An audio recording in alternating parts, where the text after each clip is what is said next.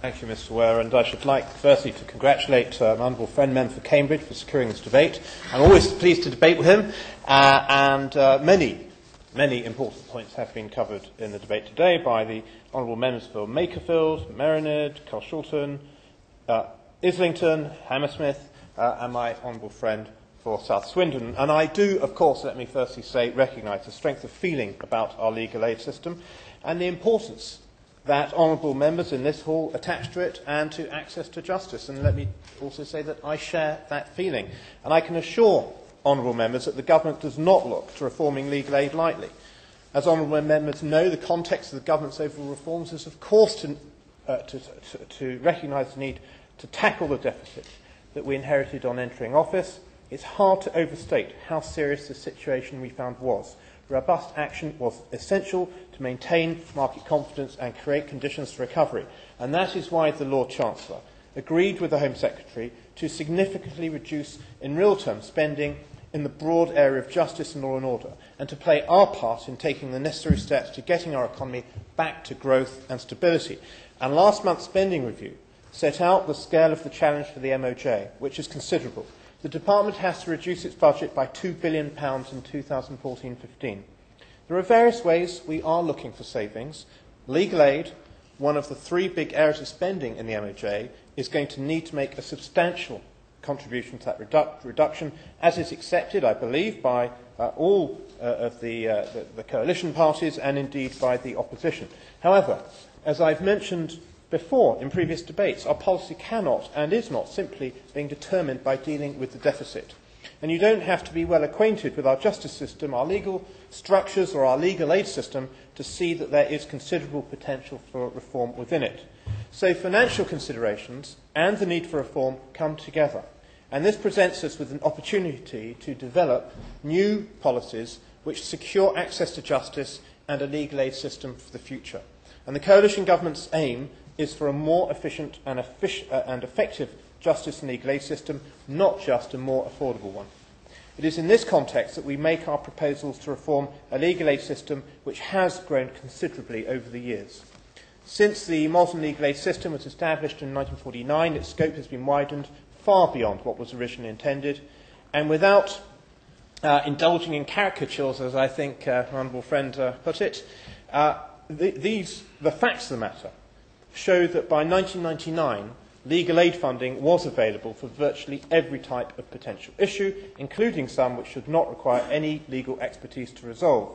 Legal aid does form a vital part of a system of justice of which we can all rightly be proud, and the government is committed to maintaining and safeguarding this system, not least by ensuring that legal aid is appropriately targeted and set at levels which are sustainable in the long term. The scheme now costs over £2 billion a year, making it one of the most expensive schemes in the world, even, I say to my honourable friend for South Swindon, taking jurisdictional differences into account. And we need to understand that even after reform, we will still have one of, if not the, most expensive schemes in the world.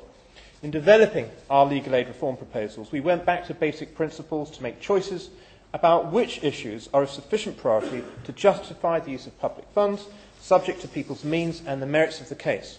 And the proposals in the consultation paper aim to take into account the importance of the issues at stake, the litigants' ability to present their own case, the availability of alternative sources of funding, and alternative routes to resolving the issue, as well as our domestic and legal obligations.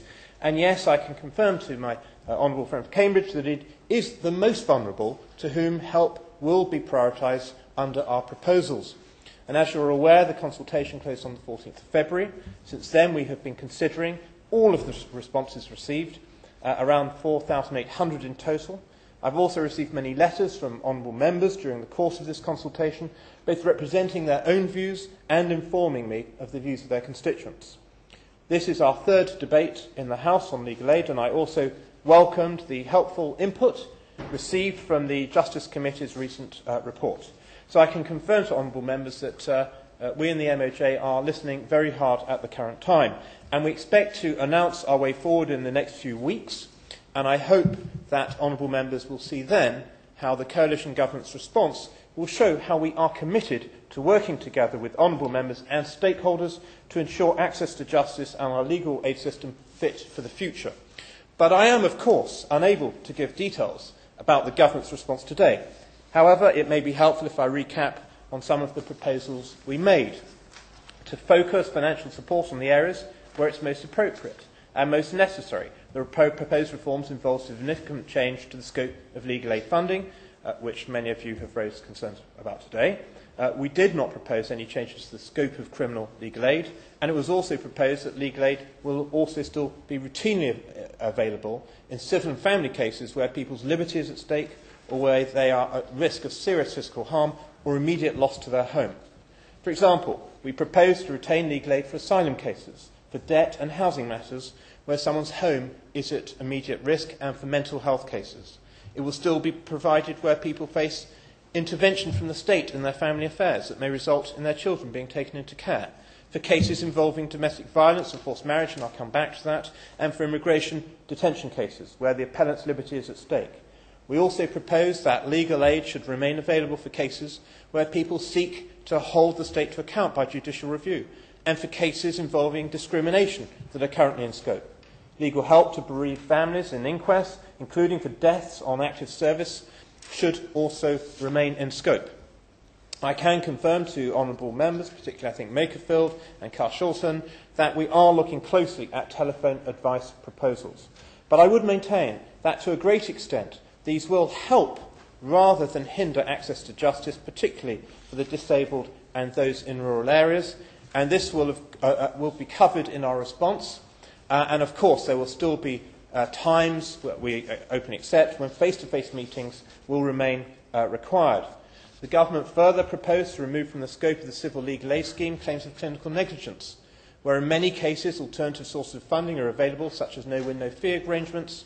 And we also propose to remove from scope the categories of employment, education, immigration, some debt and housing issues, and welfare benefits, except for some of these cases where there is a risk to anyone's safety or liberty, a risk of homelessness or discrimination. In many of these cases, the issues are not necessarily of a legal nature, but require information, practical advice, or other forms of expertise to resolve. We recognise that there would be some cases within the areas of law we propose to remove from scope which international or domestic law would require to be funded by the taxpayer. We therefore proposed a new exceptional funding scheme for excluded cases. For those cases which it is appropriate to continue to support with legal aid funding, it is important that the government secures the best possible value for money in the way that legal services are procured. The consultation paper therefore announced the government's intention to introduce price competition for legal aid in criminal proceedings, and in the longer term for civil and family cases too. Furthermore, detailed consultation on criminal competition will follow later in the year. In the meantime, the paper proposed some more immediate changes to criminal fee schemes that should help to encourage cases to be brought to justice more quickly and efficiently. For example, by harmonising the guilty plea fee paid for certain either-way cases regardless of venue, and for other Crown Court guilty pleas regardless of the stage of the proceedings. There was also a proposal to reduce all fees paid in civil and family matters by 10% and to exert greater control over the rising costs of experts' fees. We also made proposals to increase the proportion of advice delivered by telephone through the existing community legal advice helpline, and I've discussed that. We do recognise that there would be an impact of the proposals on funding for not-for-profit legal aid providers such as CAB. And I've had a number of helpful meetings over recent months with representatives of not-for-profit organisations to discuss the impact of the legal aid proposals and to listen to their concerns during the consultation process.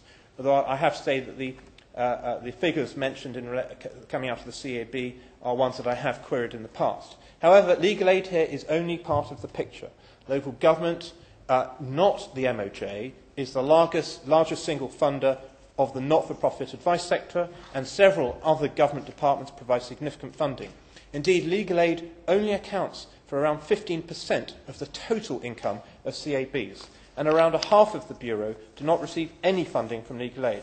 This is why a cross-governmental approach here is needed, and I can confirm that the MOJ is actively working with colleagues in Cabinet Office, BIS and other departments who either fund advice providers or deal with the impact if people do not receive the advice which they need, to identify how best we should work across government to examine this issue.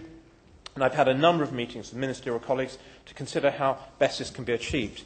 In the very little remaining time, I'm going to try and cover some of the specific areas that we had. And the honourable gentleman from Cambridge specifically mentioned immigration, and we do, of course, propose to keep legal aid for asylum cases. In the consultation paper, we propose to remove immigration cases from the scope, except for detention cases where a person's liberty is at stake, and cases before the Special Immigration Appeals Commission where a person may be removed or excluded from the UK on the grounds of national security or other public interest. The tribunal process in immigration cases is designed to be straightforward, and interpreters are provided. Separately to the legal aid consultation, I can confirm that we are piloting the provision of legal advice earlier in the asylum process to help improve the quality of asylum decision-making. And we are currently considering the responses to the consultation on this issue, and obviously will publish our response in due course. As to the relationship between immigration and domestic violence, which he discussed, we did not propose in the consultation paper to make an exception for immigration cases under the domestic violence rule, whereas we recognise that domestic violence victims may need more help with forms and procedures than other immigration applicants. What is needed is not necessarily specialist legal help. We are currently considering the responses on this issue again, and will come back. But just to confirm, we did propose that legal aid would still remain for those seeking an injunction to prevent domestic violence, regardless of their nationality or immigration status. As regards the question of domestic violence in the context of private family law, which he also raised, and the question of the definition of domestic violence being too narrow, also mentioned by, I think, Honourable Friend for South Swindon, Marinid, and others. In the consultation, we proposed that private law family legal aid would continue to be available where there is objective evidence of domestic violence. We have asked for views on what would provide objective evidence of domestic violence, and that should therefore trigger private family law legal aid. We have been giving careful consideration to the points raised in the Order. I'm afraid we've come to run out of time for this debate.